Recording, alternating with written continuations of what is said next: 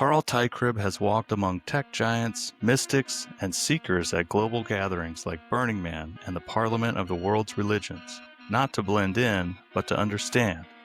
In today's episode, Carl joins us to unpack the spiritual battleground shaping today's culture, from Silicon Valley's fascination with transformation to the deep symbolism behind modern rituals.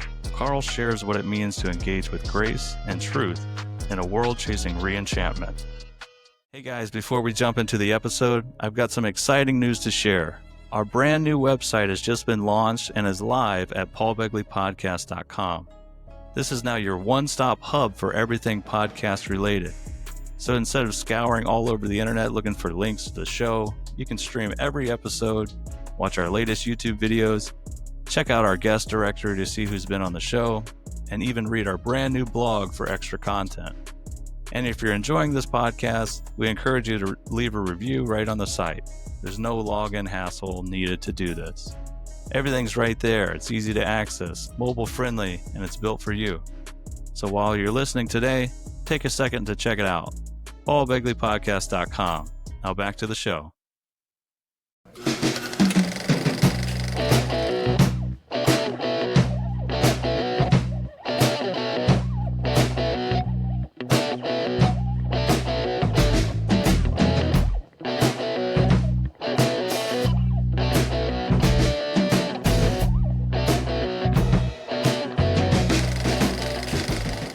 Joining us today is a researcher, writer, lecturer, specifically exploring paradigm shifts shaping Western civilization today. Carl Teichrib is the author of Game of Gods. Carl's a very interesting man. I talked to him yesterday on the phone, and he goes to a lot of interesting events that you may have heard of, including the Parliament of the World's Religions, the UN Millennium Forum, but probably most popular with the audience is Burning Man. Carl also speaks at churches, conferences, and teaches on secular and pagan trends at Millar College of the Bible. Carl, welcome to the show. How are you doing today? Hey, it's a pleasure to be here. I'm excited to be on your broadcast today. Well, we really appreciate you joining us today. I've been listening the last few days to extended podcast that you did on the Will Spencer podcast. Very good. I don't want people to turn this one off and go over there now. So after you listen to the full thing here, I'd recommend to go over there and listen to the Will Spencer podcast. It's fascinating, really. And then Carl, you were nice enough to send us a copy of your book, Game of Gods. I'm trying to read through it, but I think I got through one of the chapters that you recommended to read through, and I was very excited. I need to finish it all because a lot of the books and references of the literature that you used in there are actually a lot of things that I'm familiar with I had a philosophy bachelor's degree, but a lot of this stuff as well is interesting. What actually inspired you and got you into, going to these events, Burning Man, the Parliament as well, and then ultimately writing Game of Gods. So what got you started on your journey, Carl? Oh, wow. That's a big question. It goes back to the early 1990s. So my background, I'm not an academic. I grew up on a grain farm. I live in rural Manitoba, out in the middle of nowhere. And that's where I grew up, and that's where I still live. And so my background, I came into this as an accidental researcher and as an accidental writer. Back in the early 2000s, I was working with a healthcare program for my very small community, a town of about 800 people, but I had to answer to a board of directors, most of which were either members of the Masonic Lodge, Eastern Star, or one of the other affiliated lodges that we had in town. And some things were said that caused me to go, oh, why would you have said that to me? I had no interest in joining the lodge, but there was intense pressure to do so by the people who literally write my check. So finally, two of my board members took me for a supper meeting, grilling me on why I wasn't joining the lodge. I was very politically involved. I was quite involved in the community in many respects. And so, I'd ask them the questions I'd asked before. Are you about politics? No. Are you about religion? No. We're about making good men better. Well, whip-de-doo. Uh, if I want to be better, I'll Richard Simmons wanted to do that back in the day. Okay. So, yeah, I mean, hello, eh? yeah. So I wasn't interested, flat out. And then finally, one of the guys looked at me and says, Carl, and these are the words that changed everything. Carl, we're not Satanists. And I'm like, what? What? Why would you have said that? Can you imagine you're going to a car dealership, you might be kicking around some tires, and the salesman comes to you and it's obvious that you're not really interested, and he thinks he's going to cinch the deal by saying, we're not Satanists. Yeah. Absolutely ridiculous. Wow. Yeah, it compelled me to try to understand, all right, what have you been accused of? Again, remember, this is early 1990s, like really early, before the web. I didn't realize there was even Christian books on the subject. So I dived into it in a very deep way. And again, I don't have an academic background. I've got an associate's degree from a Bible college, which doesn't mean anything in terms of academics. So I did the only thing I figured out, figured how I could find out what the lodge is about. I went to the source. Yeah. You go to source material. That's it. Right. So I took, it took me time, but I collected their rituals, their works of philosophy. I collected their historical works, and I read through them. I compared and contrasted, analyzed, and then it didn't take long. And I'm digging into this at a number of different levels, in like theosophy, Rosicrucianism. The list just goes on, and I recognized commonalities, patterns, and then I went, my little community is essentially run, and it was back then, essentially run by the Masonic Lodge. Do I see these same good old boy patterns existing in other networks? Yeah, I do. I see it at provincial, because I'm Canadian, or at state level.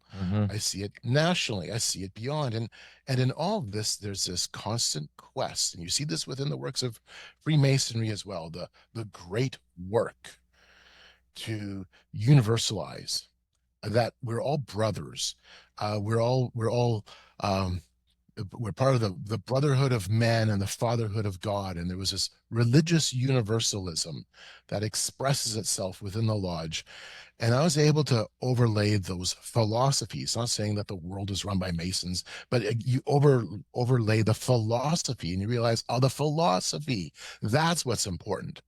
The worldview, that's what's really important, because people come and people go, but ideas have staying power, especially in the realm of worldviews.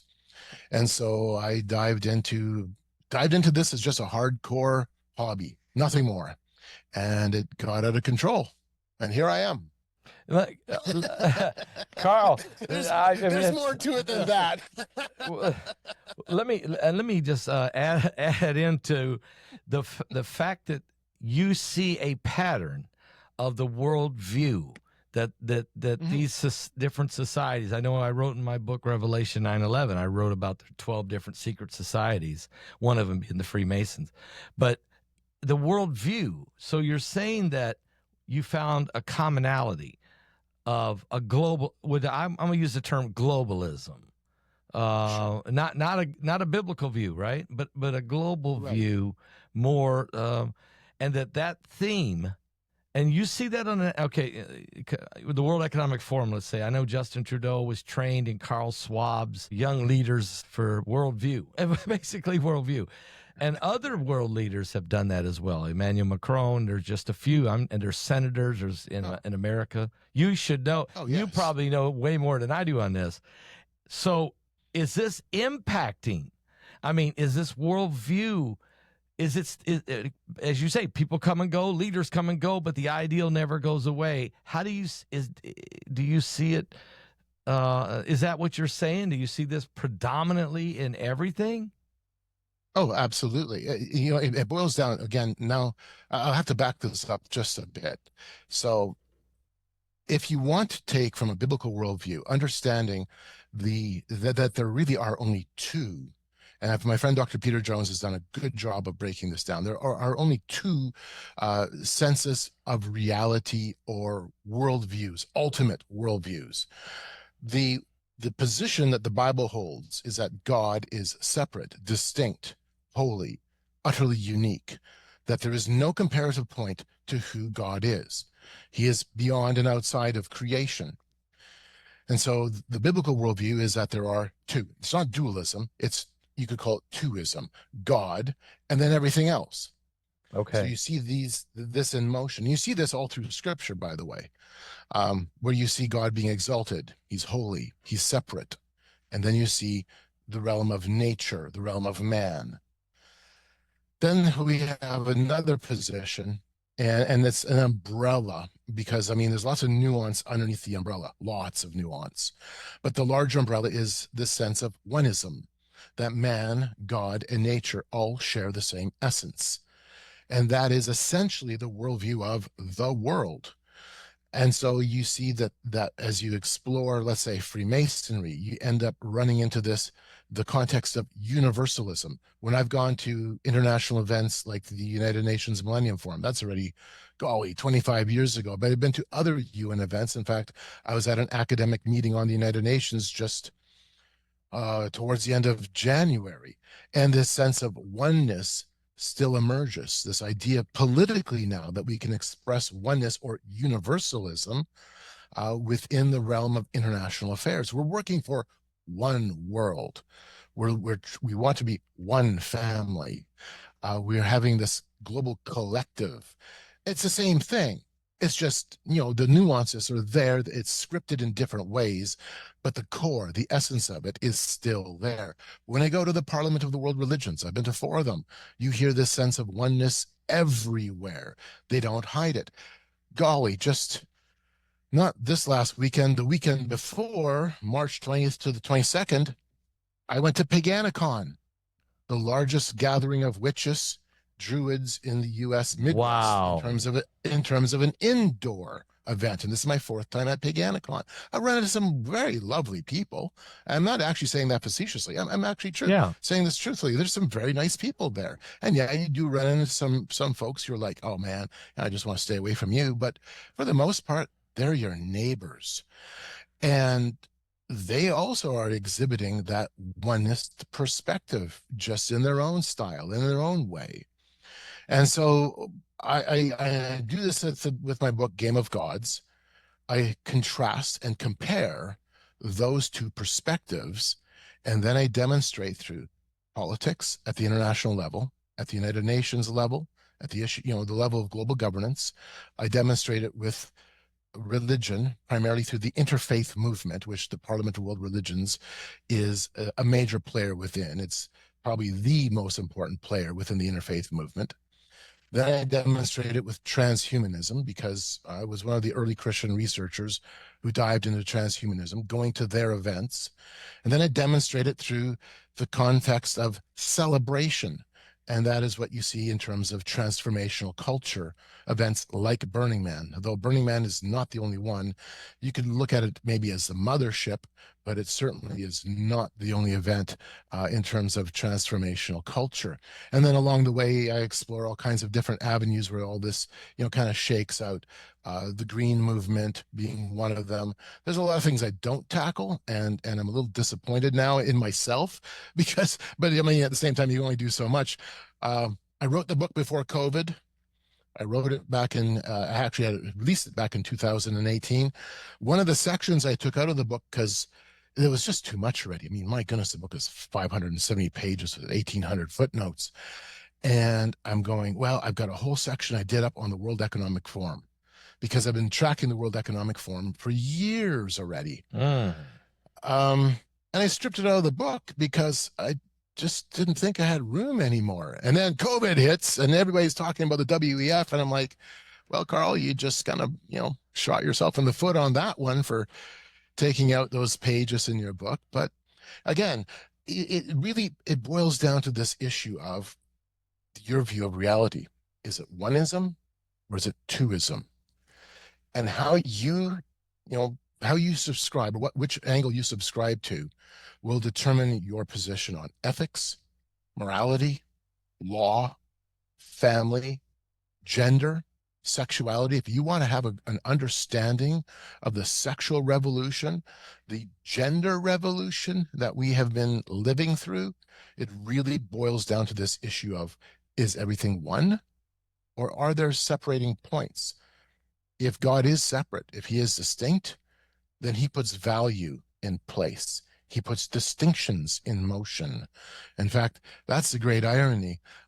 Literally everything around us, though it may be made up of similar molecules or particles, everything around us has distinction. Everything.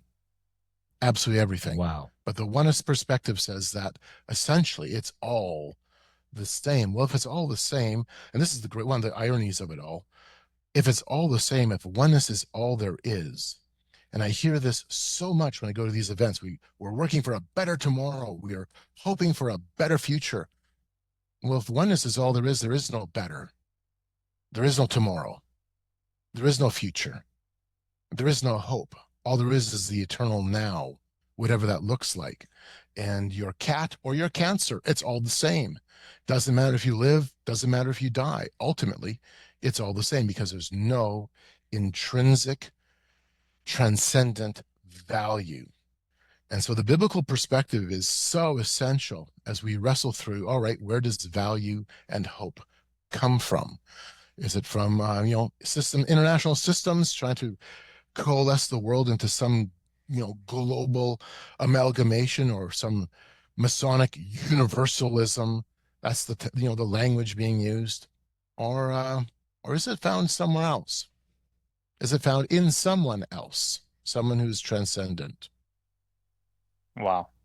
And again, Carl, so it's really interesting because I was really only able to get through, I didn't even finish one of the chapters in the book, and I was just fascinated by what you had wrote in there. But I would definitely agree. I think it's time for part two, especially after going through COVID, World Economic Forum, WHO, UN, pretty much all of the medical tyranny that you saw with COVID, but that kind of blended into more so of how much can we control these people to get them to do certain things, or see how far we can actually control them to do it. But Carl, I wanted to ask you, actually, a lot of things that you're talking about, I can kind of see, and I think most people can kind of see influence of not just Eastern religions, but also more traditional religions as well. Like Earth religions, Mother Earth religions, right? That's all one-ism, like here on Earth, kind of thing that you're talking about. How do you see? And I wanted to focus a little more specifically about Burning Man. How do you see all of that kind of influence playing out in Burning Man? Is my first question for you. Yeah, for sure. So, just to set the context, I've been to Burning Man 5 times. We have a camp at Burning Man called the Camp of the Unknown God, which is our outreach. So we're there to have conversations as Christians. And the name of the camp, it reflects Acts 17, when Paul goes to Athens, to Mars Hill, and he uses their culture, he leverages their worldview, and he does so specifically when he sees that they have a monument to the unknown God. And we do something very similar. We're just setting up a prop or a leverage point, and the name of our camp offers that leverage point, because people always ask, "Oh, what's your camp about?" And you give them your camp name. "Oh, I go to the camp. I'm part of the Camp of the Unknown God." Well, automatically that brings up a question: what is this about? So we go with that perspective as Christians. We want to have engagement as Christians, and then in terms of the research side, which goes to your question, the research side, as you take a look at Burning Man. Burning Man and transformational culture, because there's way more than just the burn in terms of transformational culture, represents a sense of collective celebration where we feel, and I'm going to emphasize that, we feel our oneness. We feel that oneness in the music. We feel that oneness by the common experience as we have entered the desert. The desert itself is a it's the Black Rock Desert. And by the way, no, it wasn't named after the financial powerhouse, the economic powerhouse, BlackRock. Right. It's been called the Black Rock Desert for generations because there's happens to be one massive, huge black rock in the middle of this huge desert. And so there's this commonality that comes into play, this common experience, and you feel it. In fact, there's a Latin term for it, communitas. It's this organic feeling of community where you have all connected in, you all feel a vibration or feel a rhythm, the vibe, so to speak. And again, it's a feeling. Is it real, or is it something more ephemeral? Is it something more a transitioning thing? And so Burning Man is considered to be a temporary autonomous zone, a TAZ, an in-between or liminal state between the old world that's being rejected, the new world that you're anticipating, and for a short period of time, people are living out this sense of oneness in this container. And Burning Man is literally a container, not just psychologically. It's literally a container. You got a trash fence all the way around it. You've got security. There's night vision. There is a lot of tech on the ground to keep people in and also to keep people out. So it's literally a container. Container is 65 to 80,000 people, depending on the year. Wow. And so in the experience of this, you walk away feeling like, oh, I've now been in a pressure cooker of global transformation. I'm feeling transformed. In fact, I give the Burning Man organization credit in that they do surveys, which includes worldview questions along the lines of, have you been transformed? Do you see this as a transformational event? And a lot of people, are saying, yeah, this has shaped me. This has transformed me. I'm seeing the world in a different light. The artwork, a lot of the artwork speaks to this sense of oneness, or speaks to this connection to the earth, the connection back to the mother, the connection into something. In 2018, the theme was I, Robot. So a lot of the artwork was around, can man and machine merge? A lot of the conversations ended up having a transhumanist theme to them because of the overarching theme of man and machine, I, Robot. Of course, the famous science fiction story. And so the artwork itself compels those kinds of positions, those kinds of questions. And then you go to the workshops. And in terms of the research, I go to a lot of workshops because this is, in many respects, the World Economic Forum with a different twist to it. But nevertheless, it's those world level conversations that are happening. So we'll be going to workshops on artificial intelligence, how we're all going to be merging with AI.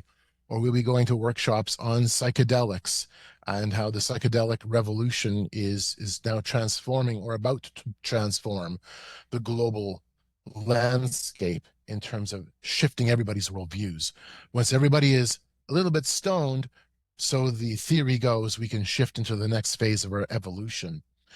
And then I'll be going to other workshops even on legal issues. So last year, I went to a workshop on about giving, about giving nature the same rights as humans, literally giving nature human rights. And by the way, this is a global legal movement. It's being enshrined in legislation in different parts of the world.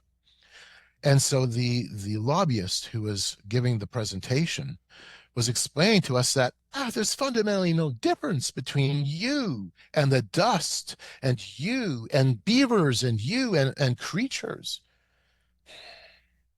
That's a one-ist perspective. Do they also include trees and plants? Well, and there's no difference. Of course, everything. And so, and this is this kind of bridges both the outreach and the research side. I mean, I've been there a lot. I've also been to a bunch of regionals. I just couldn't take it. My hand had to go up. And I had to ask a question. You had to ask a question. Okay. I had to ask a question It's more of a statement, and it was something to the effect of beavers aren't having these conversations, deer aren't having these conversations, geese aren't having these conversations. The very fact that we're having these conversations, pro or con, demonstrates that we have a value higher than nature. And the lobbyist giving the presentation, it stopped him in his tracks. Right. It didn't change his position. He just doubled down on it. But a lady sitting right beside me who turns, she looks at me and she goes, "You're right." And then we have a huge conversation afterwards, and we're still in contact with her and her friend. And Very good. Yeah, we ended up having them come to our Bible studies, which we did every morning at our camp. And we weren't doing the Bible study for the Burn community, though. If burners wanted to come, trust me, you're more than welcome. Right. We opened the tent for you, and they came. Yeah. And they were part of it, and others came as well. So, that's where all That's we want to bridge this. We want to bridge this as Christian ambassadors. Yeah. Totally want to bridge this. Yeah. That is, I mean, to be honest with you, Carl, this is one of the most fascinating attempts of evangelism that I know of in the world. I'm not joking about that. I mean, we got people going into Africa, and I went into India. We've got people going into Asia and to different parts of Europe, all over the world, evangelizing the gospel of Jesus Christ, which is good, okay? Because, but nobody thinks about going to Burning Man, and I'm sure you're going to tell us a little bit about what all goes on in Burning Man, because people are listening to this and are beating the door down for that. But you go there to evangelize, but you go in there in a way like Apostle Paul, who's standing there at Mars Hill and says, after they gave their speeches and said, "Guys, I have a feeling you guys are worshiping an unknown God. Okay, let me tell you about the real God. Let me tell you about God," which I'm hearing you say that they're searching for spiritualism. They're searching for nirvana, for peace, for a higher level, for human goodness. I mean, they are truly searching for the truth. I mean, I'm not, and you don't offend them. You don't go in there with this offensive, judgmental attitude. You just go in there and say, "Let us show you another way," or "Let us show you a way we understand." So I find that not every Christian that I know of could do this. Matter of fact, very few Christians could do this. This takes a special attempt, that you have to have a special attempt to do this. It's incredible, but it needs to be done. It's intentional. Like, we're going there intentionally. And we're going there for a few purposes. One is the outreach. Absolutely. Then there's the research. The research to understand, first of all, that culture, because that's a culture with a global footprint. There's over 100, I believe 108 or 110 regional burns around the world. And again, this is just part of a much larger movement. Right. And then we're also there doing research on major trends that go beyond the burn experience, like artificial intelligence and the legal implications, like I was just talking about. But in terms of people coming, searching, oh, absolutely. 100%. There's tens of thousands of people coming, searching. They're expecting something. That's what makes this place unique. They're coming with an expectation that there's going to be something happen in their life. And I mean, the world's a mess, and folks know it. I mean, we've had so many conversations where people are like, yeah, I don't, even in this context of Burning Man, they're going, well, I don't trust the government really anymore after COVID, or, I don't trust this. So many of them come out of a church background, unfortunately.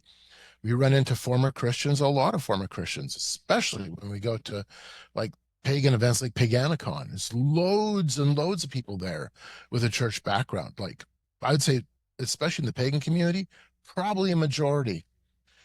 But there's a few things, a few really important points when it comes to doing this kind of outreach. Number one, you see them as people. That's all. Oh, that's true. Absolutely. That's all they are. They're just like you and me. My friend Bob Worley, who used to come inside the city, he doesn't do that so much anymore, but He came in with me in 2017. One of the things that struck me with Bob's approach, because Bob's been going out to Burning Man since 97. He lives in the area. And Bob's approach was really simple. When he'd hug the people, and by the way, it's a hugging economy. If you don't like getting hugged or don't like getting touched, don't go to Burning Man. It's just that simple.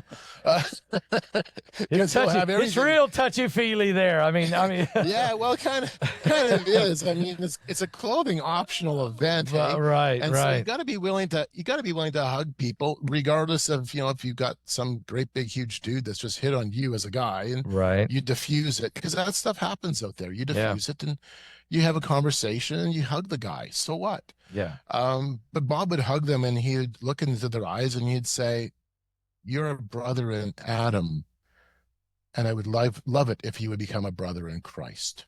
Wow. And so it's hitting at that human level. I'll give you just a couple of other quick examples, if that's okay. Yes. Yeah. Okay, thank you. My daughter came with me last year, and it was Austin's first time going to the burn. And I mean, she's grown up with her dad talking about all this kind of stuff. I mean, like for a long time. And so I was super excited that she was able to be with me, along with one of my Bible college students. And we had a little group last year of 8 people, and went really well. My daughter ended up getting the playa name. Playa is Spanish for beach, and the whole area, that whole desert, is called a playa.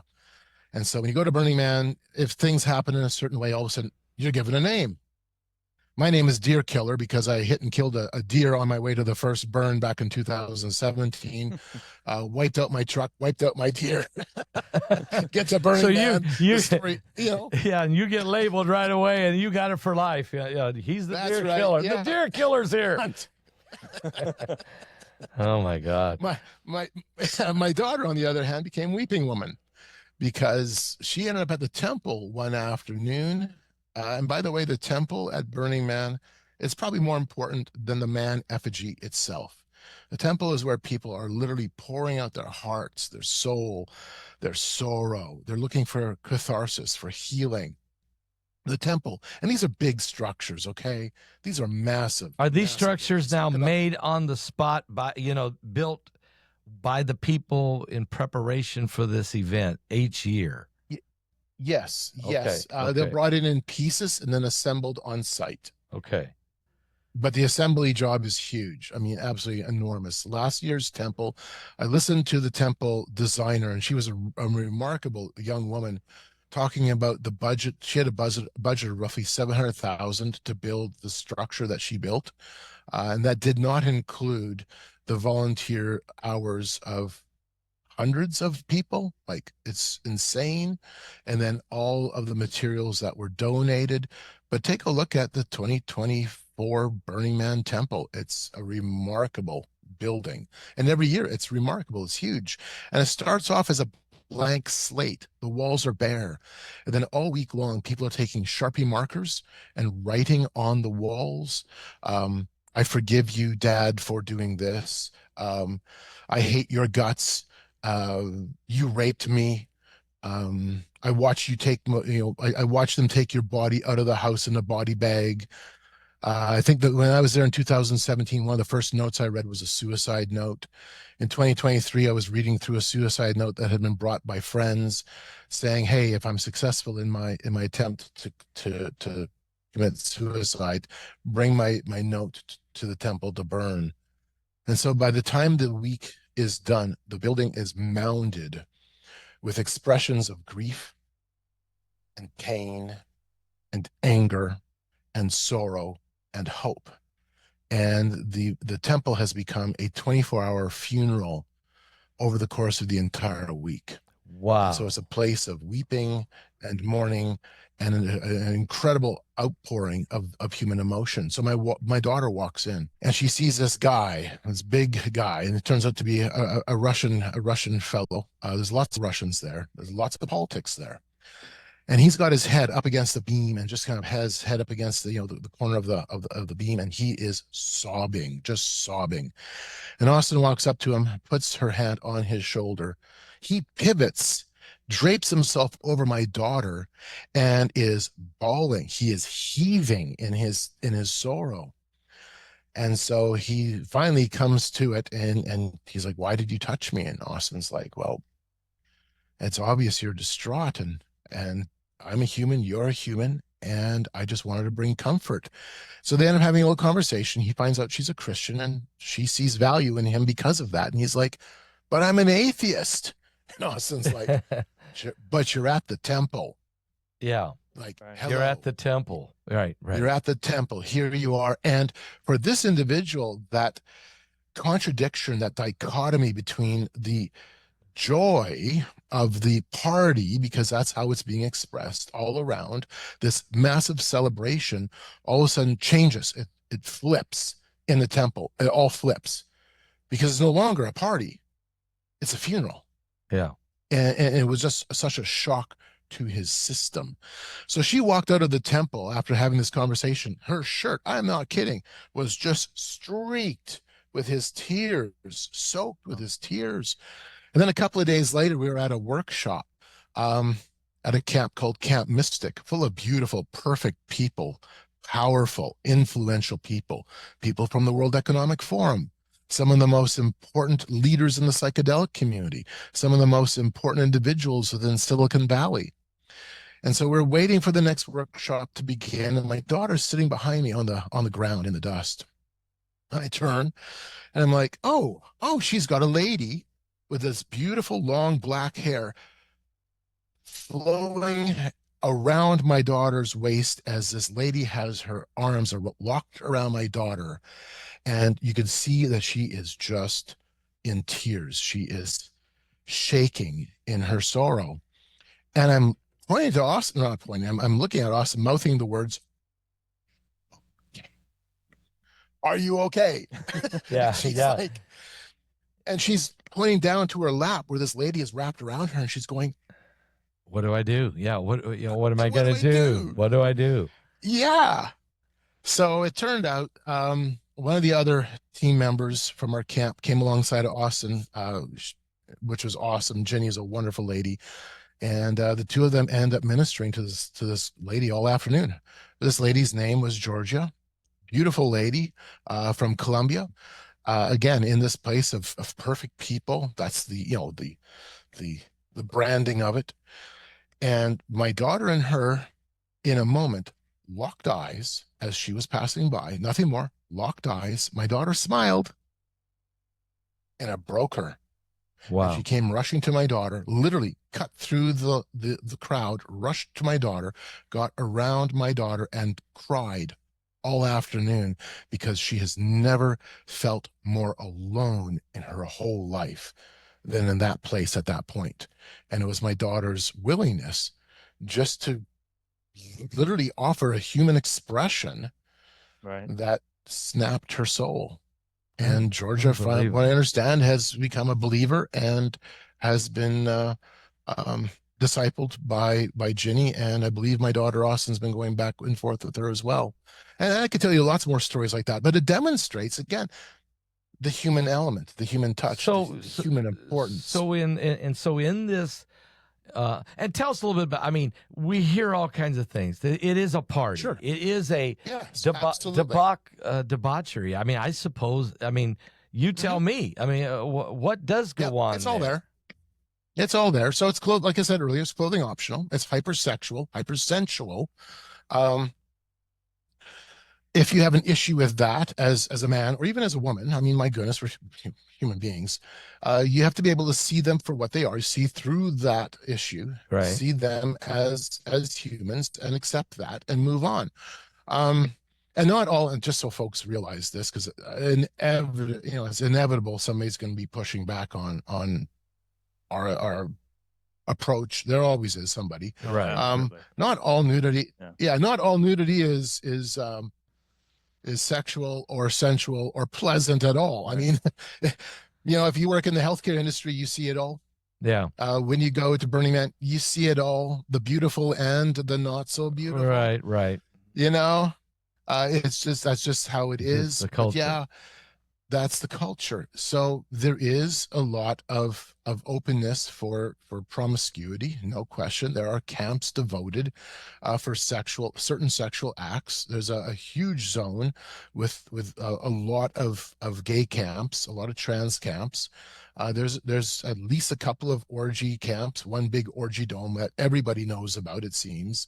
But there's also smaller camps for that. A lot of polyamory, a lot of polyamory, a lot of workshops on polyamory, because it's not just something that's being lived, it's something that's being theoretically discussed on how this could become more mainstream. So you're seeing all of that. You're seeing it as a party because it's nonstop. I mean, it's a cacophony of sounds, and it's a carnival of sights. It's everything imaginable in that respect. And yet through this all, it's a culture that is largely seeking and searching for something, for meaning, for purpose, for healing. A lot of that. There's a lot. One of my friends who's part of our little camp has said it this way, that he believes that the sexuality, the party side, the debauchery, because that's all there. He sees that as a type of psyops to keep us as Christians out. Because we go, oh, we can't go to something like that. Right. They should all just go to hell. Let them all burn. And he's like, no, this is kind of a psyops to keep us out. It's also a psyops, in a sense, to mask or act as a smoke screen to the seriousness of the conversations that are taking place. Right. So this is a combination of the World Economic Forum and Mardi Gras rolled into one, and all that people can have, in terms of our Christian attention on the subject, we typically only look at the debauchery, and we don't realize that there are world level conversations unfolding. We have governors, we have mayors. I think it was in 2019, the U.S. Conference of Mayors brought out 52 U.S. mayors to tour the city. We have 52. Wait a minute. 52 U.S. mayors are there. Correct. Members of U.S. Congress are there. Is that what you're saying? Yes, they're there. Yeah, I can think to the European Union liaison officer to the U.S. federal government. We just sat and had a 2-hour conversation. You have no clue who you're going to be running into. This is and by the way, this is Silicon Valley's event.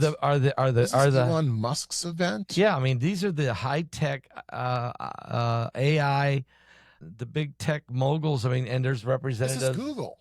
Yeah, Google. Yeah, these are the people who run the thing, who own the thing, that are there. Well, it's interesting. Google is so important to this, in this conversation. Do you know what the very first Google Doodle was in 1998? Oh. The very first Google Doodle, it was put up on the Google's homepage. And for those who aren't familiar with a Google Doodle, it is 2025. I'd be shocked that nobody knows what it is, that if somebody doesn't know what it is.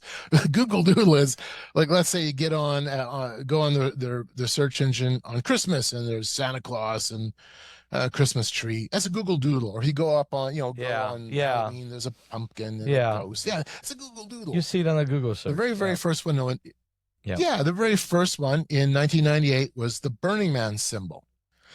Because Larry Page and the rest of his team that week were incorporating and making it legally into the entity that it is today. And they were basically hanging out their shingle, telling all of Silicon Valley, look, we're burners first.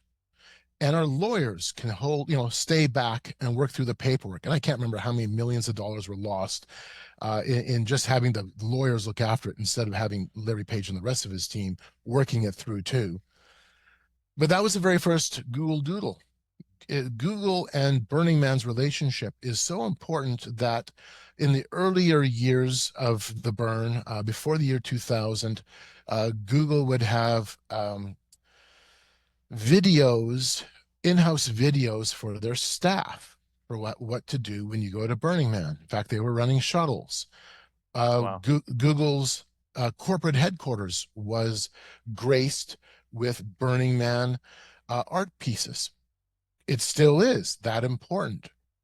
Then, when Google was looking for a new CEO, or to give, put a CEO in place to make this into the powerhouse it is today, they picked Eric Schmidt, who, as you now know, is one of the most important men on the planet. Yes, he is.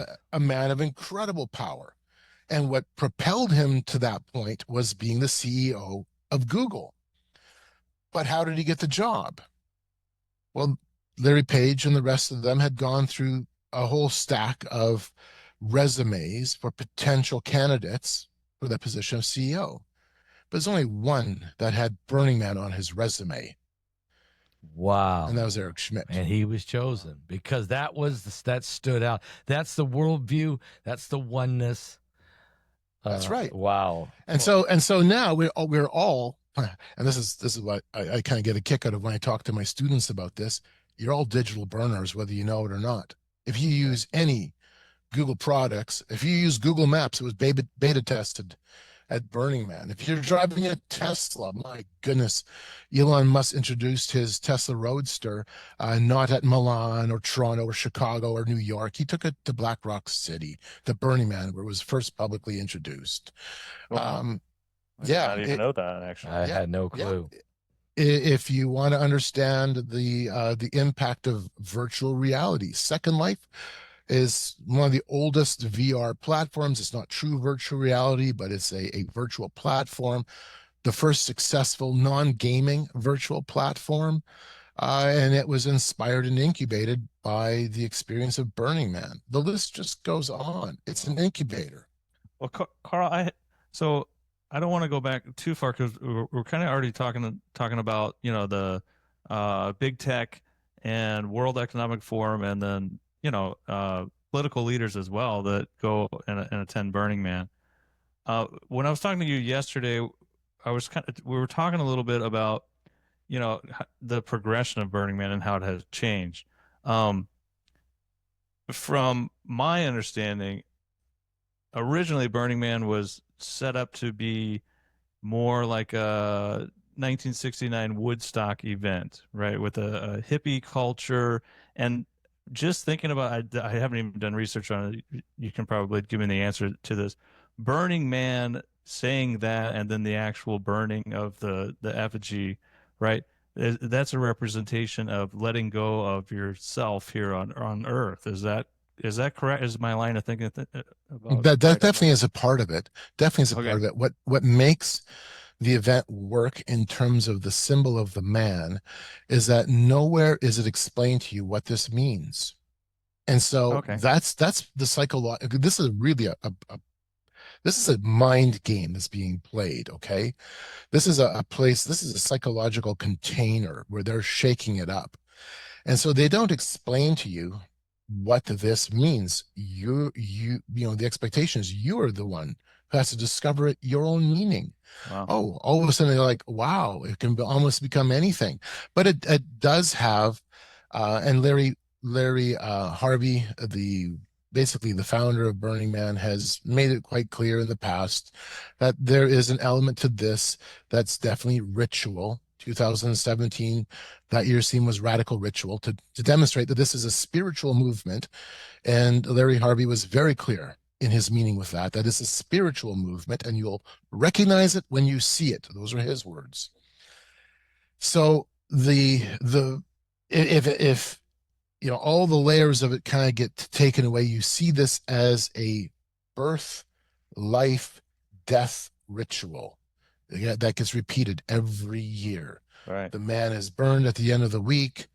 A year later, it now is built out of nothing and just magically arises in the desert, and people dance and party around the man. And after the man burns, people do dance and party. You've got the man is a massive structure. And after it's burned down to a certain level, the fire marshals let people in, and you have thousands of people who are taking off their clothes and doing this great big huge circumnavigation around the burn site. And it goes on for hours and hours and hours, and lots of other stuff happens around it too. All of a sudden it has this tribal, primitive flavor to it. The event started in 1986. It started in 1986 on Baker Beach in California, in San Francisco, with Larry Harvey and a handful of friends at the summer solstice, banging together an 8 or 9 foot tall man effigy. They threw some gas on it, lit it on fire, had some beers. Yay! That was basically it. Yeah. A handful of friends doing something kind of crazy out on the beach. And they went, man, this kind of felt neat. It's felt different. And so they did it again. Yeah. 1987. And then they continued to do it until a subgroup, an underground art scene in San Francisco called the Cacophony Society, got wind of it. And all of a sudden, hundreds of people show up. And at the same time, the cops show up. This is 1990. The cops show up. And the cops are saying, you can't burn this because you don't have a permit. Right. Because in our bureaucratic civilization, everything requires a permit. Got to have a permit. Then you got to pay for the permit. Ridiculous. That's right. Yeah. Exactly. So Cacophony and the new, the burners, this is as old school as it gets, said, hey, we know a spot way out in the desert of northern Nevada that nobody will bother us. It's easy to get a permit. It's BLM land. And they actually want people to do stuff out there. So they got their permit and they went out to the Black Rock Desert. They called it a zone trip. And they burnt it. And that was 1990. And there's not that many people. Right. But by the mid-1990s, 97 or so, there's 10,000 people. By the year 2000, they're setting up a temple. And then I think it was 2015, they had 50,000 people. Maybe it was before that, maybe it was 2012 or 2013, doesn't matter. And now it consistently runs in the range of high 60s to high 70s, even up to 80,000 people. So, well, and with that, Carl, so to me as an outsider, I've never been to Burning Man, but I think it's intriguing. I wouldn't mind actually going. I think it would be a really neat and cool experience. And it actually kind of makes sense now that, well, I think it's a little weird that a corporation like Google would set up like a employee training on how to act correctly at Burning Man, right? But it actually makes sense, right? Because the employees, Eric Schmidt, like you mentioned, that have been there, right? They've gone through this process, and they see, kind of the creative thinking that you can get out of whatever experiences that might have been that they had there, either with, just other people that they've met, or their experience with psychedelics, hallucinogenics, just spending time outside in the desert, right? Just kind of changes, your perspective on certain things, and stripping away, your phone, your clothes, like you mentioned before, right? So there's a lot of creative things that can come to your mind, and also I'm very sure a lot of creative conversations with the people that you meet out there. So it actually kind of makes sense to me why it has sort of evolved into this Silicon Valley and tech Woodstock, entrepreneurs, Mardi Gras on steroids, Yeah. kind of. Right, but they're also getting new ideas. A lot of intellectual discussion. Is that what you're Right. saying, Drew? A lot of Yes. Yeah. Yes. Amazing. Really. Absolutely. This is an incubator. This is an incubator for ideas, and that's what happens. Now, one year there was a man, and they're coming with that expectation. Wasn't there one? I can't remember, but 5-6 years ago, we had an individual actually run into the fire, Correct. yeah. What? Wow. 2017. Were you there that year, Carl? Yes, I was. I was across from where it happened on the other side of the fire. What was the reaction of the I didn't people? see it. Yeah. The reaction of the people was shock. I talked to people. Understandably, it's shock. Yeah. The gentleman who immolated himself had run through all the fire marshals, had got past everybody. People were trying to stop him, but the guy was quick, and he ran into the blaze, and the firefighters went in. It was a shock even to them. They went in, grabbed him, and dragged him out, but he was so badly burnt that he passed away a few hours later. I talked to one of the marshals, one of the fire marshals, and I talked to one of the volunteers around the temple because the temple was burnt the following night. Just to say, hey, how's it going? I just check up because I knew. I mean, this is the whole talk of the whole thing was about what had happened that night. It absolutely impacted people, and I'm like, how are you guys doing? And you're like, we're shook up. We're really shook up. Yeah. It was horrible. Every year somebody dies.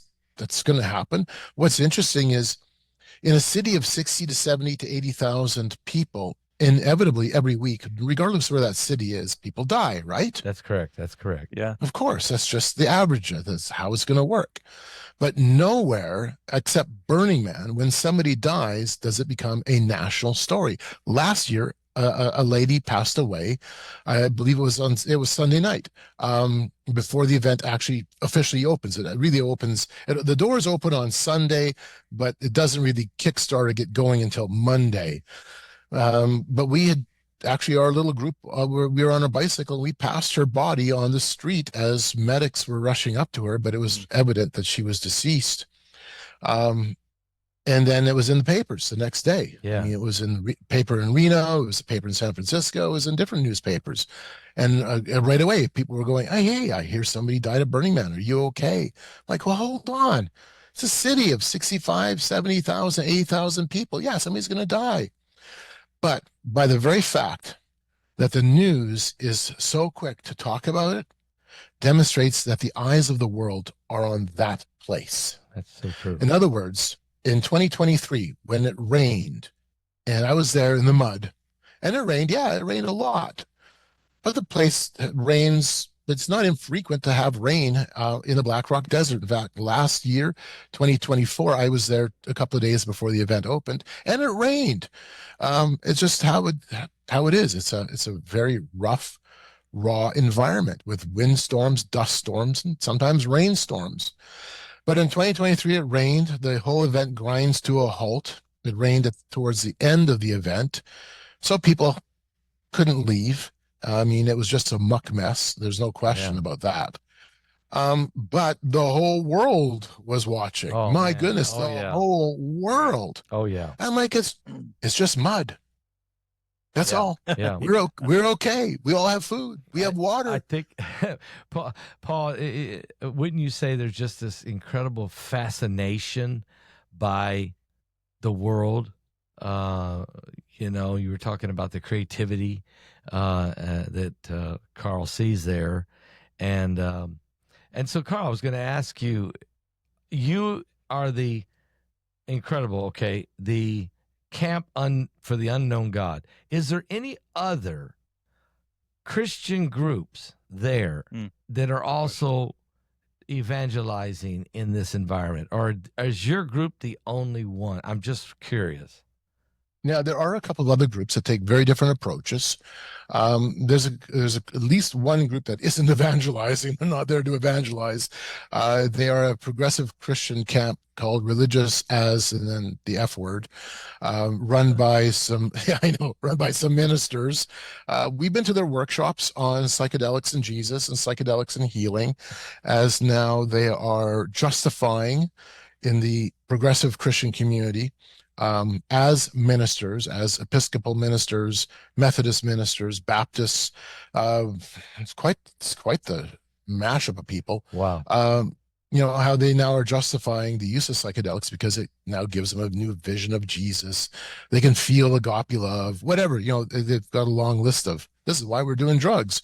They're there, but they're not evangelizing. Okay. Real quick with that, Carl, is that similar to like the Indian Church of the Peyote? Are they kind of taking that approach? Yeah, no, well, so the Indian Church has dedicated practice, dedicated ritual, dedicated church structure. This is just workshops. These are conversations, and then also obviously a lot of experimenting going on as well. Yeah. it's just a one-off place that pops up, and they've been popping up consistently for the last few years. So they've got a footprint there. In terms of other camps, there's one other camp that takes a more of a charismatic kind of approach, where they're making the claim that you just have to now discover the spirit of truth. And this is the camp that I believe Will Spencer had his encounter at Burning Man that began to change him towards seeing Jesus Christ, accepting Jesus Christ. And Drew, you alluded to that podcast earlier. Right. So they're out there, and their approach, I kind of question some of it. I'm like, because there seems to be a hesitancy sometimes to mention sin, Jesus, God as exclusive. And yet at the same time, we have never once found, that's not true. We have found a couple of times where people were turned off by that.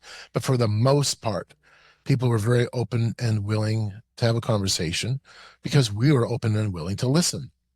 Yeah, that's huge. So Paul, when you bring up that Indian, the peyote, Yeah.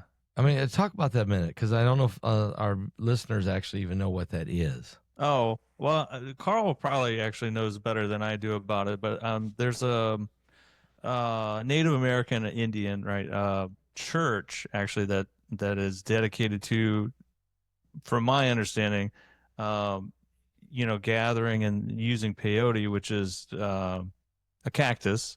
It essentially produces mescaline. And then they'll see visions, and then that will kind of transcend themselves from the world that we're in to seeing whatever visions would come out of the peyote. But I don't know if Carl, if you know more about that nails it. That nails it, Drew. Yeah, Okay. You bet. Just like ayahuasca churches are popping up now.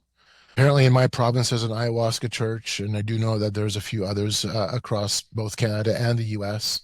That's becoming something that's more of a fad as well. Ayahuasca, especially if you're in Silicon Valley, off you go, fly off to Peru or Brazil, and go to a shaman and do an ayahuasca ceremony, having an experience with the mother and the machine elves and the entities, and you come back with a new vision, a new perspective. Sometimes you come back with even new processes and engineering techniques. This is something that I discovered when I was at the Texas Eclipse Festival last year, when we had a fairly influential person inside of NASA who designs space processes, talked about how his use of LSD enabled him to now contact entities that gave him new downloads of information. Wow. And then he could take that into the engineering drawing room. So some pretty crazy stuff.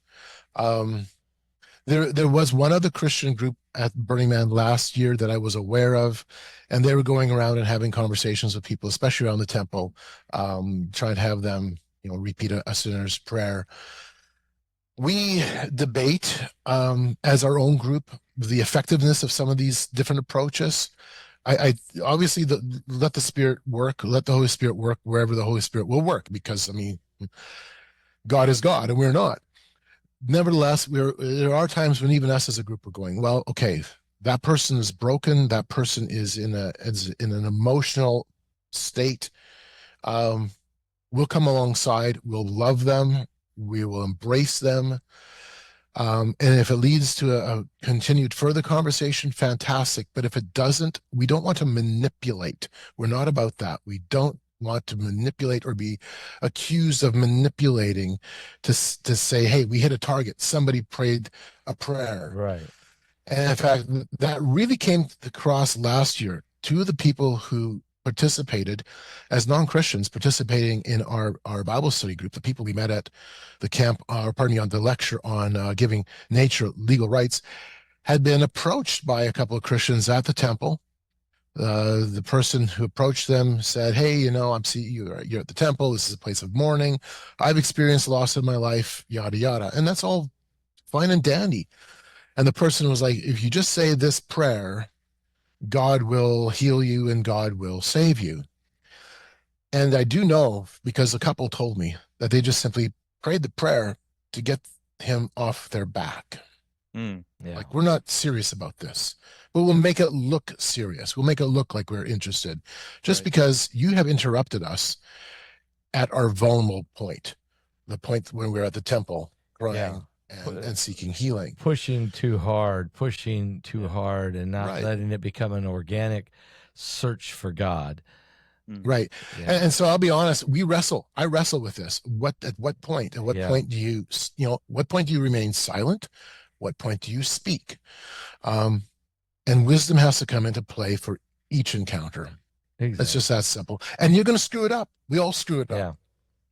Yeah. But if you don't try, right. Yeah.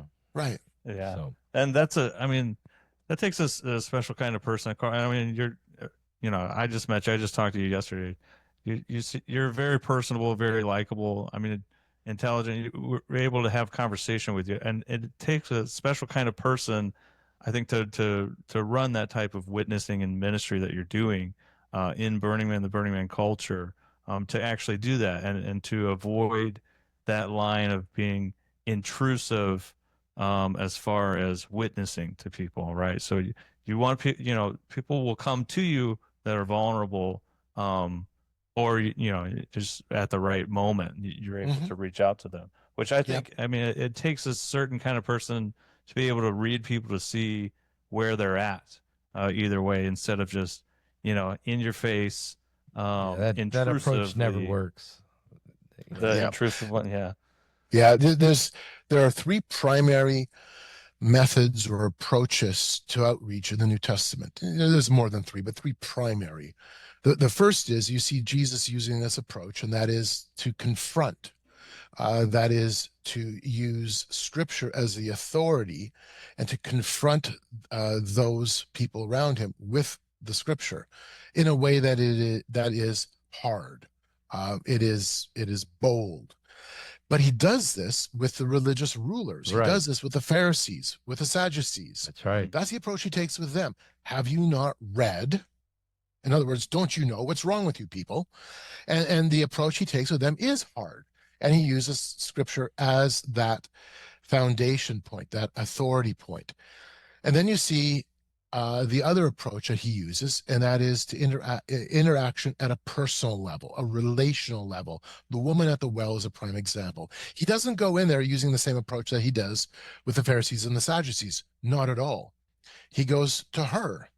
He enters into her culture. In fact, they shouldn't be there. If you know what's going on culturally with the Samaritan woman, with Jesus being there, it's like the big time taboo. They're not even supposed to talk to each other. I mean, it's just, right. Yeah. Huge social taboos. Right. Jesus is breaking that taboo right there. And he is having a conversation with her, treating her as a valued human being. And at the same time, he doesn't shy away from the problem of sin, and particularly her own problems.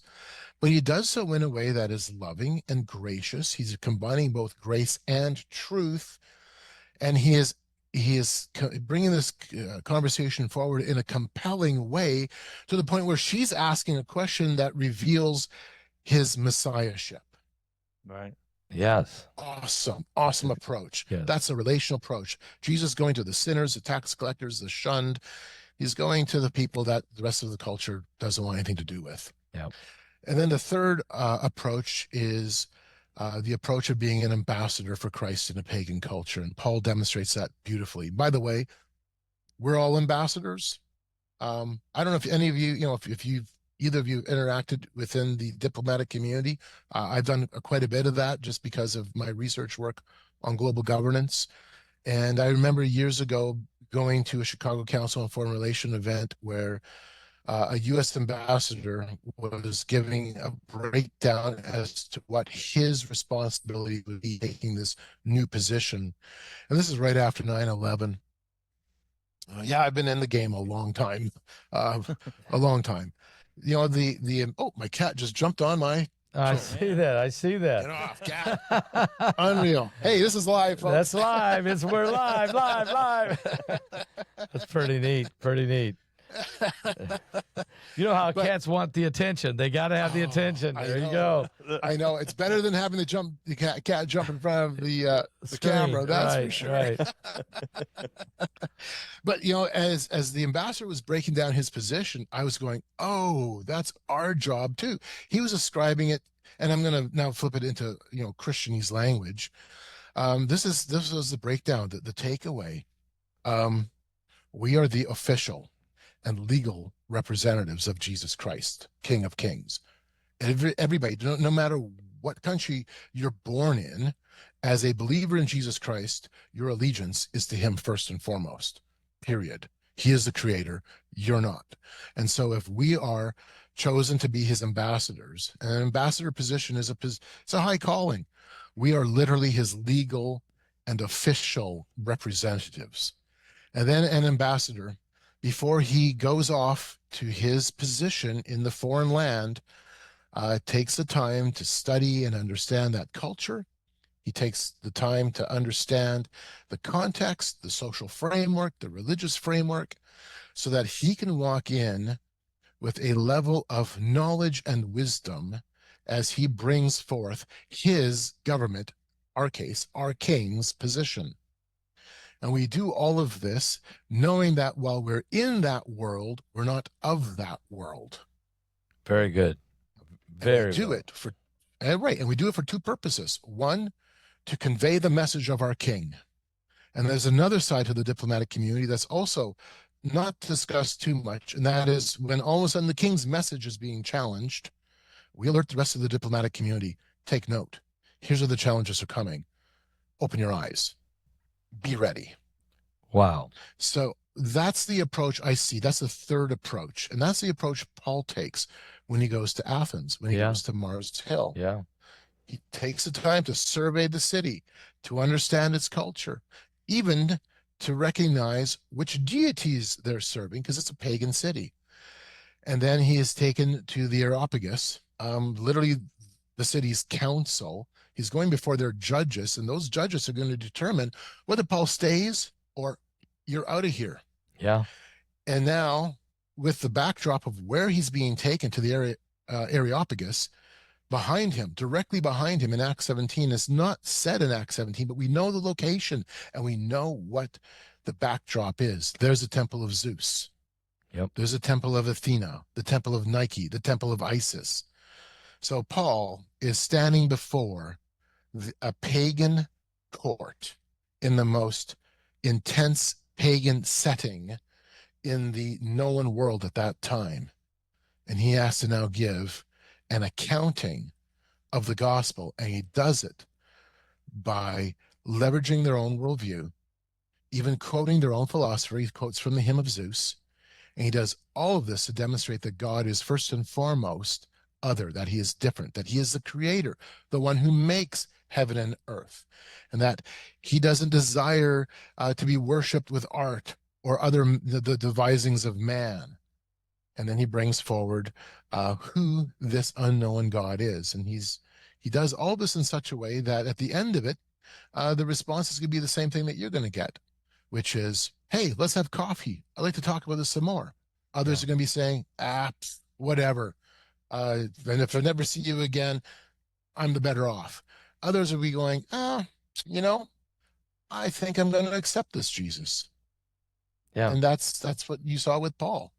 Yeah. But it wasn't up to Paul. Paul wasn't there to, because he wanted a huge outcome. He wasn't there going, my target goal is 25 conversions this week. No. No.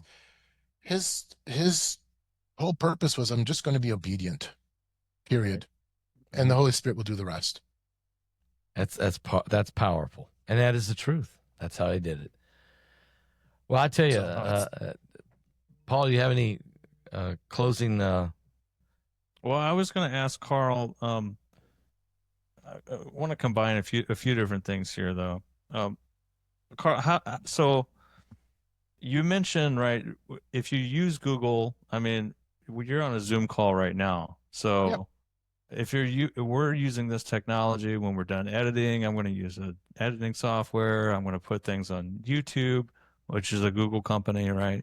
You mentioned we're all digital burners already. So, how would you, or what advice would you give? Because a lot of this stuff, this one-ism, and pretty much like AI is being developed, psychedelics, occultism. A lot of the stuff that you're seeing at Burning Man is influencing the products that we use today, Hmm. which subliminally can influence um, what we're thinking just based on how the product works. So, how would you recommend for the church, people viewing, Christians, non-Christians, people who are on the fringe of being Christian as well? How do they respond to pretty much how things are developing and globalization, digital authoritarianism, and the future? Sure. Number one, we can't get away from technology. We're not looking to escape technology. We can't. You're right. You just listed, a tremendous amount of tech in just how this production is going to go out. Right. And I'm thankful for the tech that's there. Absolutely. So we can't hide from it. We don't run from it. We may make conscious choices over certain technologies that we may have access to that kind of get us out of that loop. But in a lot of cases, we can't get out of the loop. We can't get out of that grip of technology. I would suggest first and foremost that just simply recognize it for what it is. Use it as a tool for sure, but also keep in mind that technology itself ends up having a way of shaping how we act and how we view things. One of the things I do in my class at Miller College of the Bible, I teach a 1 week modular course, really intense 20-hour course on secular and pagan trends. I have my class, the very first day, I have them choose from one of 10 pre-picked YouTube videos that are off the charts in terms of just wacky, weird, spiritually bizarre stuff. Choose one. And then sit in front of your computer that afternoon after the first class is done, you've watched your one video, and do what you have already been programmed to do by the tech, which is to sit and be that keyboard warrior and just hammer it out. Yeah. And react. Don't respond. You could be responding later. React. React with your emotion. React with your anger. React the way you typically would on a social media platform, because we've already been trained. We don't even realize it. It's been subtle, but we have all been trained to act a certain way. And so pour it out. And of course, my students will sit there and they'll be like, this is the stupidest video I've ever seen. Don't these people know any better? How ridiculous, they just go off, which is what I want them to do, because it's what you're already kind of prepped to do. Then at the end of the week is done, after we've gone through all these worldviews, after we've gone through even things like Burning Man, and we've gone through transhumanism, we've gone through interfaithism, we've gone through global governance, we've gone through the underlying worldviews that have brought us to this point. At the end of it, I say, now you have to go back, watch that same video. Do not react, respond. There's a difference. Response is you now recognize the problem. You recognize, you analyze, and you understand the worldview that's being presented. You're not going to have the wool pulled over your eyes. Now write a logical, concise answer to the challenge being presented in that video. Use scripture, use the material that we've worked through. Here's a shameless plug. I tell my students, use my book, Game of Gods. Absolutely. Work it through, wrestle it through, own it, so that you have an answer to this without having to resort to your raw emotions and to be triggered the way that we all are through the use of our social media and our digital technologies. I have to keep that in mind myself all the time. I'm seeing stuff every day on social media where I'm like, I want to punch somebody, That's crazy. Yeah. But yeah, and so it's Yeah. an awesome exercise because it forces my students to think it through carefully, logically, Right. looking for the worldview. Do the same for ourselves. We can't divorce ourselves from the technology. We can't divorce ourselves from what's happening in the world. We can't divorce ourselves from those occult influences and all the rest of it. But at the same time, let's use wisdom and find a proper response. Game of Gods, and we can find that probably where? Amazon, everywhere that books are sold. Is that true, Carl? Yeah. Yeah, you can go to Amazon and check it out. If you want to go to my webpage, it's gameofgods.ca because it's Canadian webpage. Yep. And you can read excerpts of it there. You can take a look at the bibliography. It's online, and there's other resources as well. The other thing you can do is I for a time, I published a monthly online intelligence type of journal called Forcing Change. It's defunct. I no longer run with it. But all of the Forcing Change back issues are in PDF, and they're all free. So go to forcingchange.org and download everything. Literally strip the site. The material is still absolutely relevant because of the nature of how we tackle it. And download all the PDFs, all the reports, put it on your hard drive. It's free. And you just have to sign up with an email and use it. And at some point, I'm going to be resurrecting a lot of my older material, adding some new stuff, and looking at probably putting a Substack together that's going to hopefully tackle a lot of these issues in more depth too. All right. That's amazing. So I just wanted a couple things that you just mentioned there as well, Carl.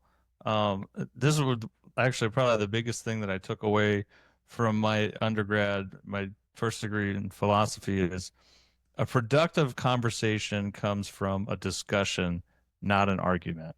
Right. Exactly. And that's kind of what you alluded to with the assignment that you have for your students. So I would encourage everybody that's watching this, before you put a comment below, respond to it. Don't react to it. Oh, right? Wow. We should have had that at the beginning. we should have had that at the beginning, but it's a great advice. Respond, don't react. Yeah. Right. Very good. And Carl, we want to thank you one more time for joining us. I think we could probably do a lot longer, or maybe we'll bring you back within the next few weeks or episodes or whenever you're available. Sounds good. We can find Carl's book, Game of Gods, on Amazon. In the link below, I also put just one link straight to Carl's guest page on our website. That'll have all of his links. You can just go straight through that. And then audiobook, hopefully coming soon, right? Because I don't know about reading. Yeah, I'd like that. We'll see. Yeah, we'll see. We'll see. I need to make it. I've had a lot of people ask for that a lot. And I get it. I'm looking at putting together a reader's edition of Game of Gods because, I mean, I really wrote Game of Gods for those who really want to dive into the research side. That's why there's such extensive documentation and so many different case studies throughout the book demonstrating what we're talking about. But I've had a lot of people going, hey, could you do a book that's maybe half the size, not so many footnotes, maybe no footnotes, and then make it into an audio book? So it's Carl. Yeah. Game of Gods for Dummies. Please. There we go. That's all you got to do. That's all you got to do. Love it. Okay. Game of God for Dummies. And people will eat it up, okay? Including me. All right.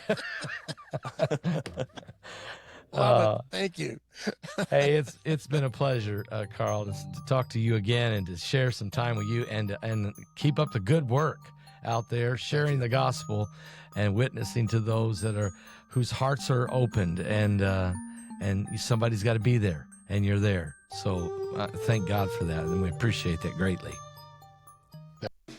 Thank you, everybody, for joining us today on the Paul Begley Podcast. New episodes will be released every Tuesday on all major podcast streaming platforms. For a video recording of this episode, you can watch and subscribe on our YouTube channel at Paul Begley Podcast. Hey guys, we want you to connect with us. Follow us on X and Twitter at Paul Begley Pod. We'd love to hear your questions you want us to answer on the show. For additional Paul Begley content, go to our website at paulbegleyprophecy.org. If you've thought about it, we'll talk about it. Paul Begley Podcast.